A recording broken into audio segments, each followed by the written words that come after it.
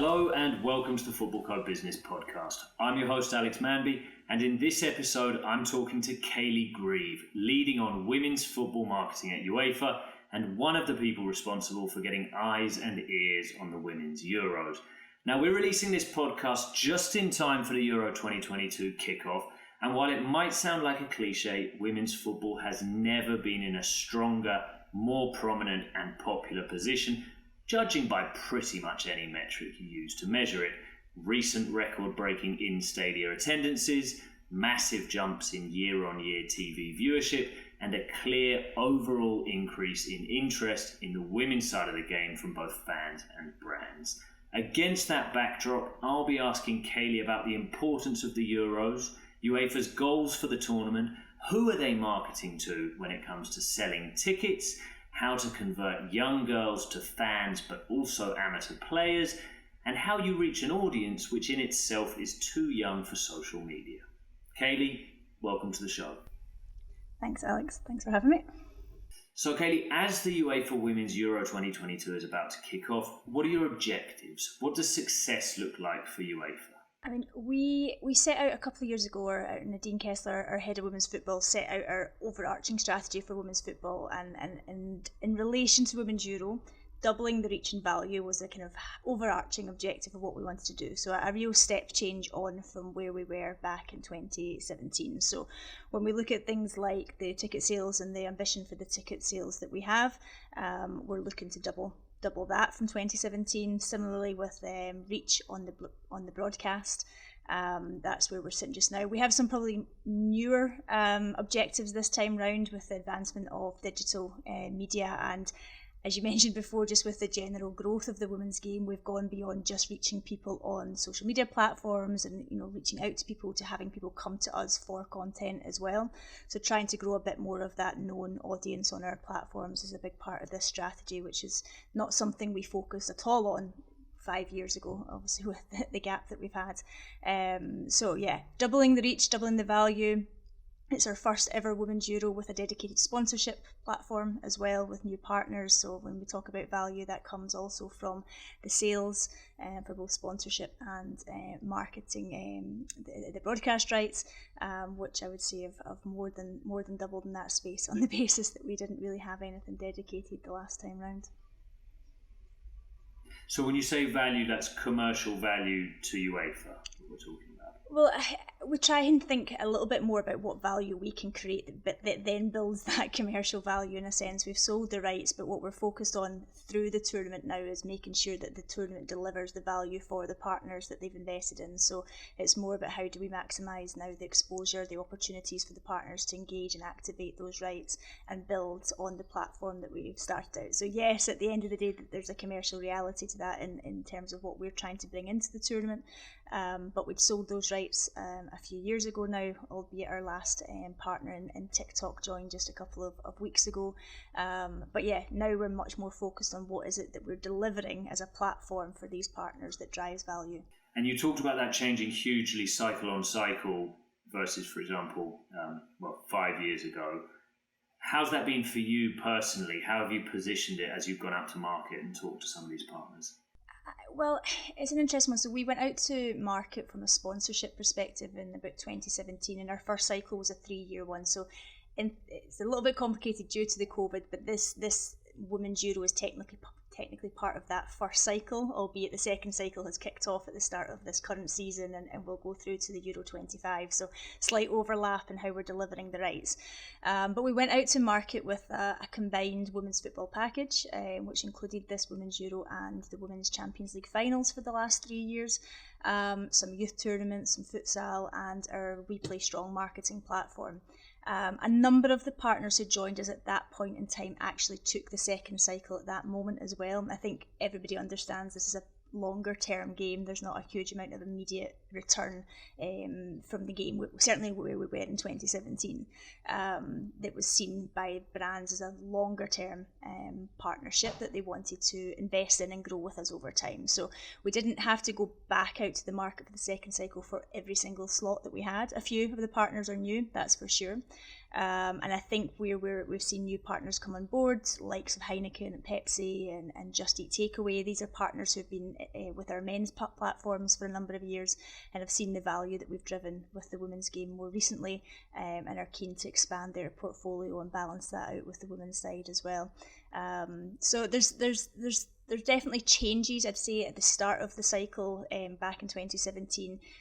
We were talking a lot more holistically about the momentum and building momentum of women's football. How do we kickstart that? How do we drive the growth? We're starting to move more into conversations with our partners now about how do we maximise that? How do we capitalise on that? How do we get them the value out of that as well? So it's a gradual process. We do see big moments like the Women's World Cup in 2019, and I'm sure we'll see after this Women's Euro of uplift of interest. But it is usually that settles down again and takes you a step change forward. So we have to make sure we're ready for that. But yeah, just trying to keep that momentum going and trying to drive that value back for the partners now who have taken a slight leap of faith perhaps back in 2017 to get on board with something that appeared to have potential and a starting of something, but has proven now in the last couple of years to be a worthwhile investment because the momentum has continued significantly. Was that a hard sell? I mean, it's such a sort of short-term culture, and sponsorship there are so frequently sponsorships signed right on the eve of a tournament, and you think that's an opportunity that comes up and someone grabs it straight away, and yet you're talking about multi-cycle, longer term planning. Did you have to sort of think, which are the brands which want to be with us on this journey? And did it surprise you at all that brands were willing to take this slight leap of faith, as you describe it? It didn't surprise me. It surprised, I think, our finance team who had signed off on the investment, but didn't really expect a huge return. I don't think, certainly not immediately. Certainly, when we took the first deal to them, there was a bit of, oh, you actually have managed to sell something here. So yeah, I think originally we sat down, we went through the process of looking at, well, where is the market currently? We know, as you say, we've had the women's rights were bundled in previously with the men's competitions. So the partners who came for the big men's competitions, be that the Champions League or the national team packages that we sell, were given or forced upon the women's competitions at that point in time. And unfortunately, often those rights were just left on the table and activated. And yes, that could have been a sign of the time slightly in terms of just the general kind of disinterest in the women's side of the game. But it was also, if you just look at it from a partner perspective, you pay so much for these rights, and you've got so much on your head to drive the biggest amount of value back from that. And when you look at what you've got on the table, doubling down on the men's side and maximising that the best you can, is clearly going to be the place that you stay. Putting money over to the women's game at that moment in time when there wasn't that same momentum would have been a really difficult thing to convince anybody of internally at that moment in time. So when we unbundled the rights, I think, well, all we were really focused on at that moment in time was, look, these rights have to have value. We will find out from the market what that value essentially is. We had an idea of what we thought it was. To be fair, in the end, we were pretty close on that, but it was just an idea. There was not an awful lot to look at in the market that could tell us exactly how that would go. But where we were left was with a lot of partners who were really interested in the general movement around gender equality and making sure that their portfolio of rights and their staff believed that they worked in an environment that was looking at a more gender equal world and trying to contribute towards that. But also, fortunately for us, I think in amongst that, the Women's Euro in its own right has doubled every year significantly. Every 4-year cycle, the Women's Euro has doubled in reach and value, or certainly close to that. Or at least I think somewhere between about a 50% increase and doubling over various iterations of the tournament. So there was a bit of, at least I think, market confidence in the media value alone of the Women's Euro in the package would return something concrete. We had evidence of that. The rest of the package, the Women's Champions League, how we could activate the Women's Participation Platform was a little bit more unknown, but I think most of the brands who came on we're willing to take that. I was going to say, this maybe once this was a purpose-led, we should do this because it's the right thing for society, and it's also a good perception for the brand, and it's slightly vanity, or it's box ticking or whatever. But now, whether it's the right thing or not, it has the audience to justify big investment from major brands. And I want to talk a little bit about that, and particularly the fans who are going to be heading to matches and the ticketing here, because I always, when I think about ticketing, I think about the pandemic and when it hit and suddenly we had empty stadia, and it just didn't feel right, did it? Whether, there was no atmosphere, it was limited as a TV product. Of course, we got on with it and everybody did the best they could, but it made for something of a hollow experience. So, I'm sure in previous women's tournaments, as in this one, there's been that discussion about we need to have the stadium as full as we can. And so with that in mind, for a tournament like these Euros that we're on the eve of now, what goes into selecting the cities and the stadia that get to host matches? Well, I suppose first to be clear about how the process works in terms of how UEFA work with the local organising structure of any of the bidding tournaments. So those associations who are bidding to host a tournament will make the proposals to us of which stadiums, based on a criteria we have in our bidding structure of who comes forward. So it's not UEFA that goes in and solicits, hey, these are the stadiums that we want, but we look at that together. We are in an interesting space. Clearly the bidding for this tournament happened a number of years ago, even before the Women's Euro 2017. It would have started. We didn't finish the process until a couple of years ago. And the women's game has been evolving rapidly from there. So where do you put the pin in terms of what stadiums that you use is a very challenging thing for any federation taking this on now. So from the FA's perspective, I mean, I can give that this was their role to do this, but from where the process we went through with them, it was clear that, as you say, it would be better to have a full, slightly smaller stadium or a medium-sized stadium than having really low numbers and huge stadiums. The atmosphere just is very different. While there were some indications of the appetite for games growing, I mean, you've seen it significantly this season in the Women's Champions League with the full houses in the Nou Camp, and a number of records broken across Europe with the Women's Champions League matches reaching into the kind of late teens, early 20,000s at games. That's great, but the difference between those showcase matches and the day-to-day, the kind of week-to-week matches is still quite significant. We're seeing steady growth, but that's not the norm now, so we can't pretend to ourselves that that's going to be the norm. Every game will be sold out. What we also haven't quite got to yet is a point where we have huge travelling fans behind women's football. I think the Women's Champions League final was the first time we saw with Barcelona a huge swathe of people coming to an away game and travelling for that. So we know we have to generate the majority still of ticket sales from the local communities and the stadiums that we will go forward with for the tournament. So there's a couple of things you have to think about there, is making sure that you've got cities and stadiums who come forward. We don't pick the stadiums, they have to tell us that they want to be part of it as well. So it's not like we can just go to any stadium and say, hey, we're coming to you for the Women's Euro. It doesn't quite work like that. We have to get those stadiums, and more so the cities have to be invested and want this to come to their city, and they need to be willing to invest in that experience for fans and in the marketing behind the games as well. So there's quite a lot to look at there to think about.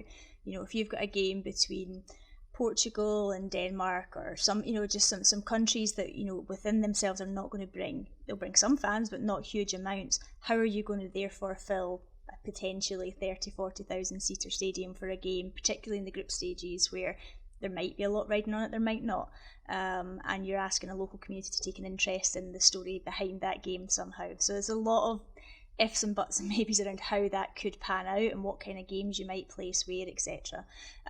So what you can see in the strategy for this edition of the Women's Euro is certainly the showcase games, the opening and the closing, have went big, and and we're being proven right on that one because the ticket sales are all but sold out there. The England games clearly are in the slightly bigger stadia, in the group stages at least, and have sold out along that route as well. And then we have some varying degrees of stadiums beyond that, and from City of Manchester Stadium, of course, which is the smallest of the portfolio up into about the MK Dons type size. You talk about 30,000. So there's a variety in there. Of course, you have to make a lot of those decisions before draws are made as well, so that you don't exactly know who's going to go where. So these are all the factors that we're considering. Is it perfect? We don't know, but I think it's as close to as we could possibly put a finger on at that moment in time where we had to make these decisions to get an idea of how do we create atmosphere at these games. A lot to consider, as you say. You were sort of acknowledging, without necessarily saying out loud, there has been some criticism about it from the public. Some people saying, the stadia aren't big enough, or they're sort of clustered together geographically. Do you think that's justified, or do you think the die was cast, the decision was made, the bid was put in? I mean, I think I've seen some people say, well, why can't you change it now? If there's a 5,000-seater stadium, why can't you move it to St James's Park in the northeast, which doesn't have a game? And maybe it's not your position, Kayleigh, but I'm interested to hear your point of view. No, I mean, I definitely won't go too far on this one because it's not completely in my remit. But what I would say is that the planning that goes into these matches is years behind it. The cities have invested. They have to come forward with an idea and prove how they're going to market the tournament, what they're going to do for fans. All of that takes years and years and years in the planning to get to a point that you can do this. So moving the game at any point to a bigger stadium is really not fair on the cities who have come forward and invested that time and bid in those spaces, and just not realistic with the planning. I know people might say to you, well, you managed to move some finals in the last few years due to COVID at the last minute, but these are very different situations with one-off games, whereas we're talking about a tournament that has to have airports nearby. You have to have infrastructure for hotels for the teams to stay in the training centres. There's distances that they have to not go over, the amount to travel between games and staying, etc. There's just so many layers that I suppose football fans and people generally won't understand and shouldn't have to. It's not that's our job to work all that out. But I can understand why at a high level it's easy to jump on it and say, hey, look, this is where the momentum's going. But I think on the whole, on the balance of things, based on where we are with ticket sales at this moment in time and how many we have to sell, we're not yet at any point where we will sell out this tournament completely. We're looking pretty strong for hitting the target we had of the 525, which is doubling from where we were back in the Netherlands, but we're not there. So I think on the whole, that's 525. That's 525,000 total ticket sales. 25,000 is the kind of target for us. Yeah, out of somewhere between 650 and 700 that are available as such, depending on how we configure the stadium. So on the whole, I would say we're not at that 525 yet, although we're approaching it. So we're in a good place. But I think on the whole, the FA's decisions and stadiums have been justified in the actual data and numbers and the community engagement. And yeah, I can appreciate the frustrations of some, whether that's players or fans in certain parts of the country, but from what I've experienced with how the FA went about this, I think they've done a really good job of planning everything that we've got in the tournament and trying to make this tick as many of the boxes in a very moving landscape as they were planning as they possibly could. Understood. It was interesting what you said about not having many fans travel from abroad. That's obviously something which springs to mind when you think about men's Euros or World Cups. So it's mostly UK-based ticket purchasers. What else do you know about them? Are these hardcore fans? Are they big eventers who like to get involved in something new happening in the stadium? Do they pick based on location? Is it just proximity, match around the corner, let's go watch that? Or is it about the teams which are playing? Or even possibly even individual players which they might get to see? It's been changing over time, so I think on the whole, and again, the ticketing strategy and sales sits more firmly with the LOS, and they've been doing the more national part of that, and I've been supporting more with the PNA sales, and trying to drive a bit of a target around those travelling fans. But from what they've been reporting so far and has been coming out of the sales, we know for sure that there's a far higher percentage of women buying tickets for this tournament than we would normally see at a UEFA tournament. Still not more than 50%, but it's much more balanced and closer to that 50-50 mark, which is very different in comparison to potentially a men's Euro. It's a little bit younger. The number of tickets per purchase is more, which it would indicate it's a lot of families and groups coming together, young people coming together to games, not just individual fans sorting themselves out for their own tickets and as part of their normal habits. So yeah, we can definitely see there's a much more broad ages in ticket sales. There's more families. It's a lot more gender balanced in terms of the ticket purchasers, and that comes from the data. But when you go to women's football a lot and you look around the stadium, that's the general feel that you've got. It's not all just young girls who watch women's football. That's this proportion of the crowd, and it's an important proportion, but it's not actually one of the biggest. We know from a TV perspective, for example, up until more recently, it's still been very predominantly men who watch women's football on TV or on any stream, and even through the Women's Champions League data and things that we're starting to get back from this season, still predominantly men who will watch the sport, because that's where the bigger numbers lie. So we're nurturing this newer audience, and it's getting better and more diverse. But we still have a huge proportion of just football fans who love football and will watch a variety of type of football, who are engaging with the women's game.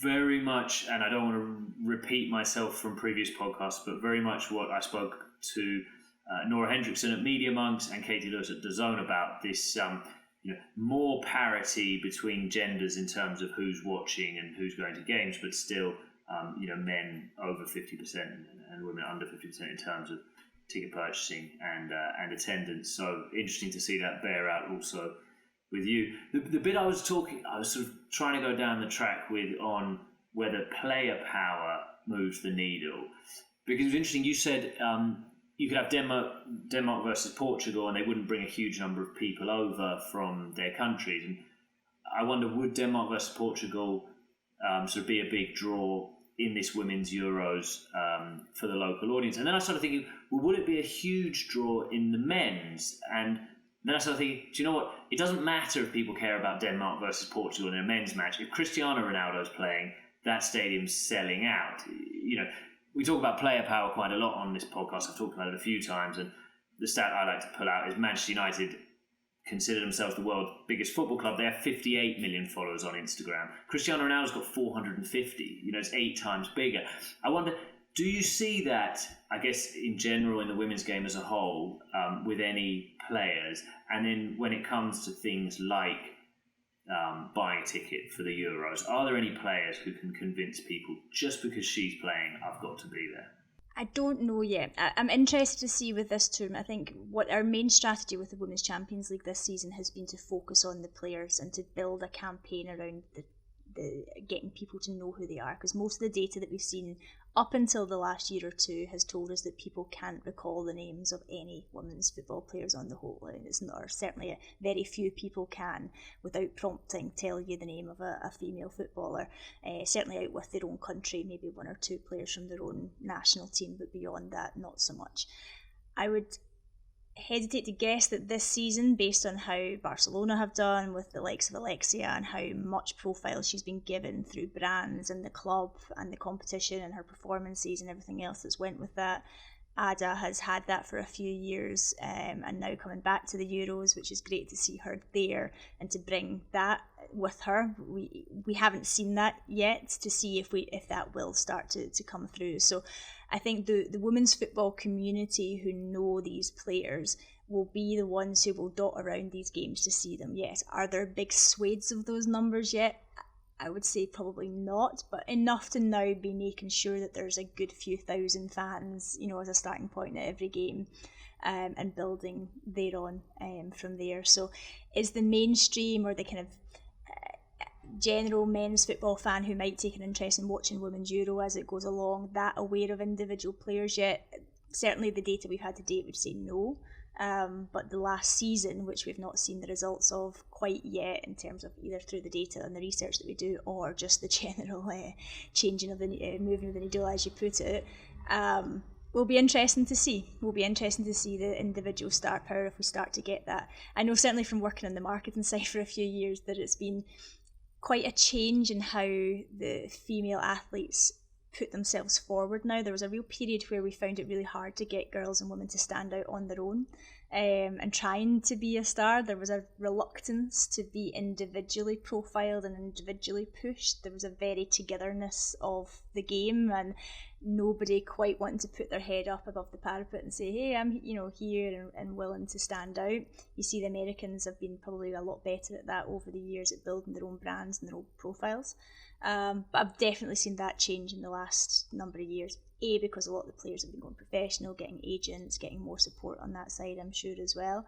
And B, just getting confidence to know that you can, be a personality and be a team player at the same time, and it helps grow the game and grow their own brand, and I'm sure their own revenues as well, which are not, as we know, they're not huge in the women's game. Maybe for some of the top players now we're in a good space, but the general salaries, so trying to top that up with some of the media work that's available now, the brand work, etc., is definitely growing.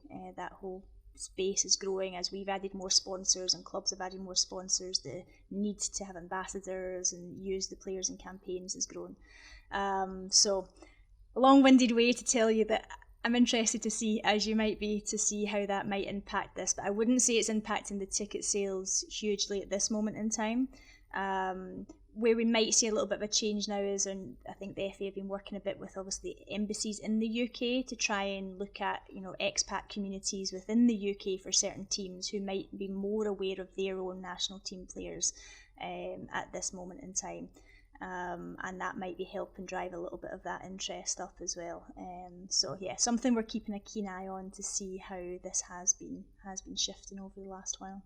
Kayleigh, I'm keen to talk about younger girls, and we've touched on it a couple of times. So the Gen Alpha girls who are probably about to be exposed to their first ever major women's football tournament. And I'm keen to talk about it in the context of UEFA, with the stated goal of saying that they want to double the number of girls and women playing football by 2024. How are you going about that? How's it going so far? And what's the link between getting young girls to watch the Euros this summer and ultimately taking an interest and playing the game for hopefully many years to come? Well, it's been a big project. I mean, we started before we even really looked properly at the last Women's Euro or the Women's Champions League. Participation was our starting point. We knew we had to get that up, and we looked quite hard into the data to understand why girls weren't playing. And now it's pretty well understood. Most people understand the barriers that girls face when trying to play football, whether that's accessibility, culture, just visibility, ability to reach, etc. So we understand those things. I mean, over the last few years, we've introduced a number of projects. On the marketing side specifically, we had two key projects that we worked on. The Playmakers project, which is in partnership with Disney, where we brought Disney on board. We looked at the data. We knew that girls 5 to 8 year old who were not coming into football, where they were being successful, getting girls that age into other sports, play and storytelling and things featured heavily in these types of programs. Very different environments were created, different styles of coaching were best applied, and a number of other things that we probably don't have time to go specifically deep diving into today, but we've basically designed a project on that specifically to target 5 to 8 year old girls who are not brought into football through the more traditional offering. Some girls do, and we're not saying all girls should come to Playmakers, but this is very specifically to try and get more of those numbers in. Now, we launched that in February 2020, which was, in hindsight, not the ideal moment in time to launch a pan-European participation programme, so it had a bit of a false start. We did some at-home activities, etc., but that's been getting off the ground this year, and as the results coming out of that are just amazing to see across Europe how countries are using this to grow the game. So the real results of that will be evident in the next few years, but early signs are really good. Our secondary problem with girls in the women's game was dropout. With every sport, it's the problem. In football, it was particularly profound through the teenage and early adult years. Girls are just falling out the game in huge numbers. So the Together We Play Strong platform is our kind of caveat, our attempt to try and work against some of those things. Trying to make the game more cool. I think that was one of the big feedback things, is girls were not thinking women's football was cool. They wanted to be, their confidence in those teenage years is quite low. They tend to go with what the pack is doing and whatever all their other friends are interested in. And that wasn't football, and that wasn't, if you're the best football player in the class and you're a boy, you're the hero of the class, everybody loves you. If you're the best girl in the class, you're just a bit odd and people are not really that interested. So girls at that young, impressionable age feeling a little bit left out from their friends are dropping out of the game. So we try to build more community digitally, reach girls where they were on social media, show them this world of women's football that exists. It might not be evident in their small school or their small club where they might be the only girl, but this huge thing exists and you can network with these girls, you can talk to the players, you can watch their vlogs, listen to their podcasts, follow them on social media, come into, even more recently we've been building more like metaverse spaces where you can come in and have one-to-one chats with players and watch draws together or matches together and things. So really focusing on building a community around those girls that we can take forward, and then through that interest level introduce the competitions to them. Clearly it's important to get them more role models, so the Women's Euro is a huge opportunity to do that. For the younger ones, so we've really focused for Women's Euro specifically on the maybe the bridge between those two projects I just described. So between the 8 and 11-year-old age is what we focused on for Women's Euro. Why? Because I think for most of us, that's the age you are around when you remember your first international tournament, watching your first international tournament. That's the kind of age you might remember one or two before it, but that's the first one you can remember a lot from, usually when you're around that age. The challenge we've got with Women's Euro is the reason that you were watching it, whether, Men's World Cup, Men's Euro, whatever that might have been when we were younger, was because Dad had it on the TV, and we can't just rely on Dad having it on the TV to reach these girls for them to see this. We know that's happening more and more in some countries than others, etc. So as a pan-European approach, we can't rely just on that free marketing from Dad, passing it down the generations type approach for Women's Euro. So we tried to have a think about, well, where are these girls and where can we reach them? So we went after a bit of a three-pronged attack. They're at school, they're on YouTube, and they're on Roblox. That was the three key platforms that we could find to reach these girls. And we built out a bit of a strategy and programme from there. So for school, we have already the UEFA Football in Schools programme that's live in all 55 associations. Most of these countries are focused on football in schools driving more female participation, so we already had the infrastructure there and the coaches and the network to reach kids in school.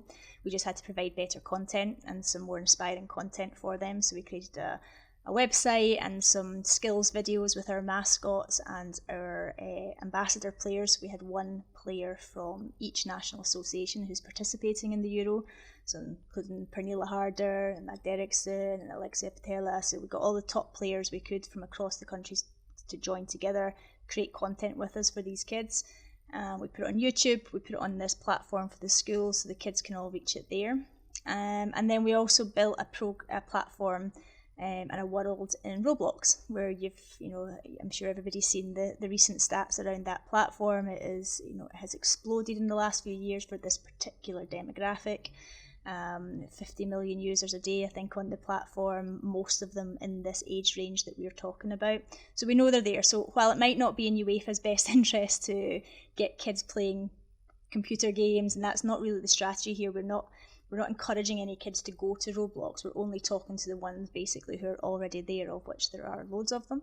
And we're introducing them to Women's Euro through an obby game, or a number of different obbies as they call them, like obstacle courses where you can go in, you train your skills with the mascots, etc. Then you take on these different challenges related to the Women's Euro. So it's a light touch in some respects, but it's a direct way that we can engage with kids in a relatively safe environment where they already are hanging out, they're already doing that. We're not advertising this anywhere to tell them, hey, go and download this app or anything. It's just talking to those kids that exist on that platform already.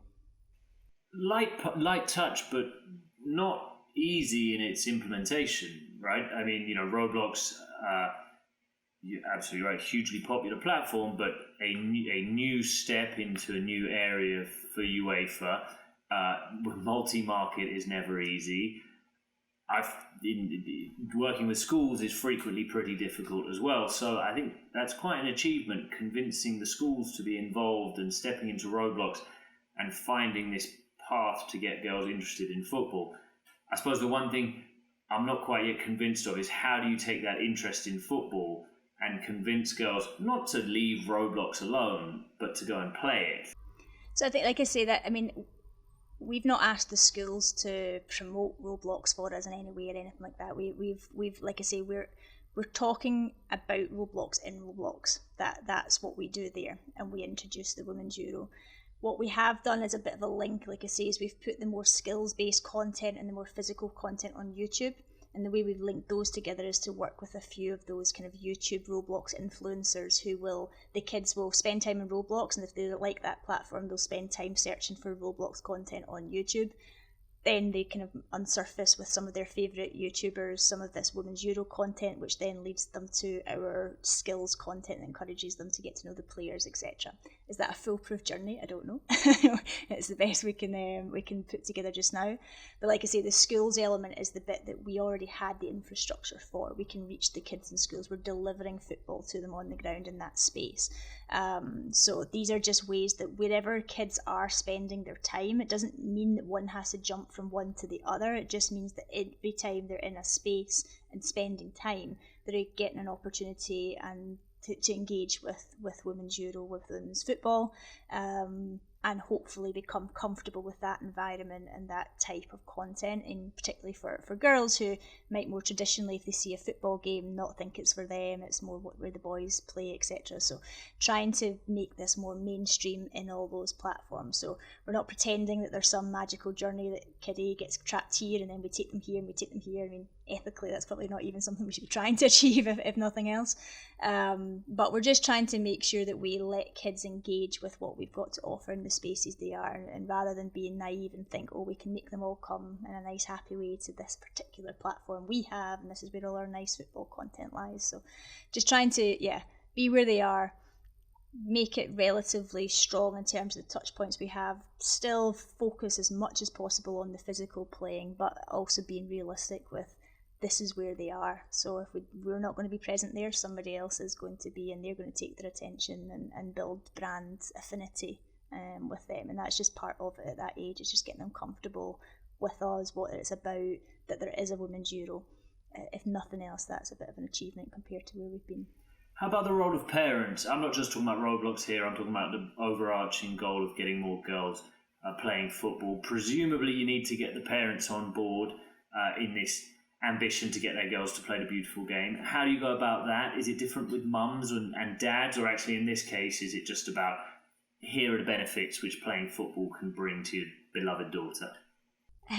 Lots of good points to touch on in there. So to go back to the Playmakers example that we gave you, so the 5 to 8 year old programme with Disney, when we were looking at the kind of science or the research behind how to build the best programme for 5 to 8 year olds, one of the other things that popped out was how still to this day, and albeit it'll be changing, so these are quite sweeping statements, it's not the same for everybody, but on the whole, it's still mum who will organise the extracurricular activities at that younger age when they're getting introduced to new sports, working it around school, etc.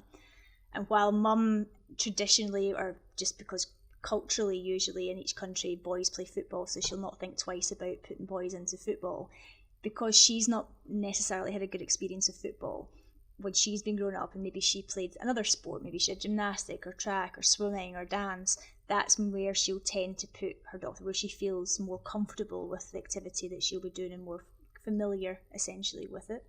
So a bit of a challenge for us there was the fact that we don't have a huge amount of contact with mums. Our database is not full of women of that age. Our social media channels are 96% male, or certainly were a few years ago when we started building this project. So we knew that our brand as UEFA, while it was really influential with dad, was not going to reach mum if we just stuck to our traditional channels and our owned platforms. So not only did Disney bring those kind of characters and stories that the girls already had affinity with to make them interested, it brought a brand associated with us that would give us a bit more trust and interest from mums. Dad tends to be, and there's a few countries, this is not our research, but I know there's a few countries have told me through their own research that dad tends to be the better the key ambassador or advocate once she gets into football. Once he realises that she's quite into it and wants to play, his love of football kicks in, and then he'll do the drive into clubs. And when it gets a bit more like football and what he thinks about football, he is a big advocate. So it's not a case that the dad's not important in any of this journey, but we just had to make sure that we didn't just rely on that aspect at the start. The other thing that we've been looking quite heavily at, and this was quite predominant in Eastern Europe and a lot of the countries that we spent time with a few years ago trying to understand their particular challenges, was that the life skills that you get from playing team sport are kind of just like given in a boy's world. Like, he will play anyway, it's a nice added bonus almost, but we know they exist, and more academic and sport-minded people talk about it. The resilience, the teamwork, the communication, the leadership, all these elements that you can build into your character and into your skill set as a young person come through sport. You don't learn so much of that in the classroom. And what we were finding in Eastern Europe was that a lot of the parents didn't want their girls playing football because they were so focused on their studies. It was almost like now that academics was a focus for girls in all of our countries, that football was just a distraction. Parents in a well-meaning way felt they didn't really need, and that they should be they just wanted them to have a good career. They had a lot of kind of high hopes for them, and that's where they wanted them putting their energy. So it was really surprising to me that it wasn't well understood that the academic plus the sporting part makes such a huge difference in a young person's career. And there was lots of research coming out of the US at that time. I think EY did some really good stuff that showed that upwards of 98% of women in C-suite positions, as they call them, high blue chip companies, high positions in these big companies, stayed with team sport through college, and were coming out of this kind of athlete world, and what they'd learned through that athletic pieces alongside their academics was really powerful. So we've decided to try and focus in a little bit more on that just now. So we've got a TV spot running on the men's, well actually women's as well, but predominantly on men's Champions League, Europa League and Nations League games, etc., where we've got those rights.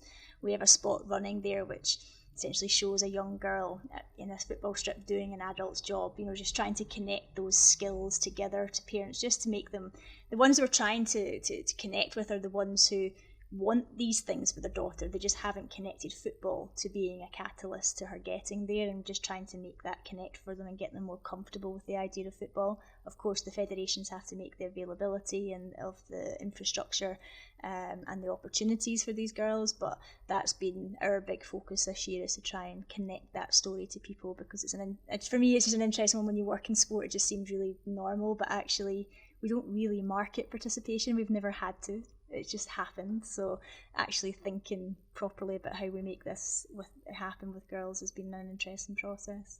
It's a great answer, Kayleigh, to a very interesting question. I mean, chock-a-block full of insight there, and I can feel you sort of almost straining to use this insight, even if it reinforces gender stereotypes, to ultimately try to break those gender stereotypes. And maybe in one generation we're not talking about it's still mum who decides what to do and dad only gets involved when daughter's any good at it, or that we're fighting against girls thinking they just have to focus on education or whatever. So it's a brilliant answer, and it leads me on, I think, Kayleigh, to my final question, which is and we don't have all the data on our audience listening to this podcast to know how many are fathers or mothers, but what would you say to those fathers and mothers who are listening about why their daughters should watch the Euros? I think you see, not only from the quality of the football side, look, getting any kid to watch 90 minutes of football these days is a difficult task, so let's take this slowly a little bit and be realistic about what we're looking for here. I've got two football daft girls in my household, one nearly 16 and going in to play kind of semi-professional football now, and still won't sit and watch 90 minutes of football unless it's Soccer Aid, because she knows half the YouTubers. Like, this is the world that we're working with at the moment, but both love playing their football. I think the storytelling, though, around these athletes is going to be really strong, as well as what happens on the field, and being able to really introduce girls to these incredible role models. Like, I've yet to meet a bad egg in women's football within these players, and somebody who doesn't have an incredible story or something really powerful that girls can learn from. And we're at a moment in time where these players are still very accessible, and are telling their stories for sometimes the first time, and are being brought to the fore. So alongside the football element to inspire them what you can achieve, and the standard of football, I am absolutely sure is going to be phenomenal based on what we've seen over the last couple of years, and the strength of some of the squads and the competitiveness. So all of that, in terms of an entertainment package, will be there. But in terms of young girls specifically, why what will they get from this? I think just getting to know some of these athletes and having some incredible role models in their lives that they can follow over the next few years, compared to some of the stuff that's out there, and what girls are marketed about and who they're kind of most drawn to, etc. I think as a parent, I would certainly want my kids, and do want my kids to be more in awe of these types of stories and achievements and lifestyles than some others. So without being too snooty about it, it's quite a wholesome space to be involved in, and for young girls to get their inspiration from, I believe. Kayleigh, thank you very much for your time. And if people want to find out more or hear more from you or UEFA, where should they head? I'm sure people have heard enough from me today, but I think the social channels for the competition are really strong and thriving this year, so it's one of the best places to follow along. So on Instagram, on Twitter, on Facebook, and particularly our TikTok channel for the younger ones who are interested in that platform, we've got some great content going on there as well. And then obviously UEFA.com, all the information about where to watch, when to watch, who to follow, who the star players are, who's the best players. You will get a lot of information from our editorial teams there who are putting a huge amount of content out just now. So best places to hang out. Terrific. And if you want more content like this podcast, please make sure you're following in your preferred podcast platform. Please subscribe and give us 5 stars. Lastly, the show will be taking a break during the summer, but we'll be back soon. So in the meantime, why not take a look through the archives and have a listen to some of the shows you may have missed. All the best.